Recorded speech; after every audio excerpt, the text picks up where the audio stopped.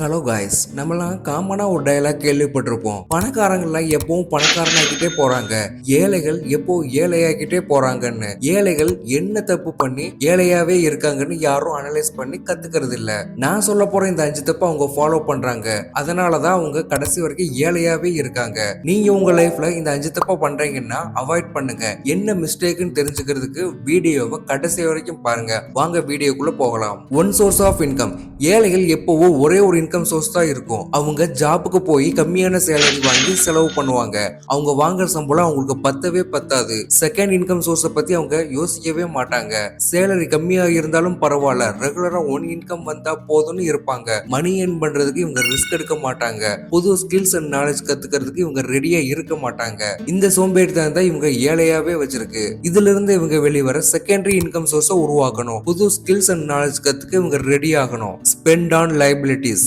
ஏழைகள் பார்க்க ஏழையாவே தெரிய மாட்டாங்க. அவங்க கிட்ட இஎம்ஐல வாங்கின costly bike, costly car, costly மொபைல்னு வர்ற வருமானத்தை காலி பண்ற மாதிரியான பொருட்களை செலவு பண்ணுவாங்க. இதனால வர்ற வருமானம் இந்த காஸ்ட்லி ப்ராடக்ட்டை மெயின்டைன் பண்றதுக்கு செலவு பண்ணிடுவாங்க. இதுல இருந்து இவங்க வெளிவர காஸ்ட்லி ப்ராடக்ட்டை அவாய்ட் பண்ணிட்டு அஃபோர்டபுள் பிரைஸ்ல இருக்கிற ப்ராடக்ட் யூஸ் பண்ணலாம். தேவையில்லாத லைபிலிட்டிஸ்ல ஸ்பெண்ட் பண்றதுக்கு பதிலா இன்கம் தரக்கூடிய அசெட்ல ஸ்பெண்ட் பண்ணலாம். Focus on money making instantly. ஏழைகள் இப்ப பணம் சம்பாரிச்சா போதுங்கிற மைண்ட் செட்ல இருப்பாங்க. லாங் டைம்ல மணி மேக் பண்றத பத்தி யோசிக்க மாட்டாங்க. ஃபார் எக்ஸாம்பிள், டெம்பரரியா கிடைக்கிற ஜாபுக்கு போய் இன்ஸ்டன்டா மணி ஏர்ன் பண்ணுவாங்க.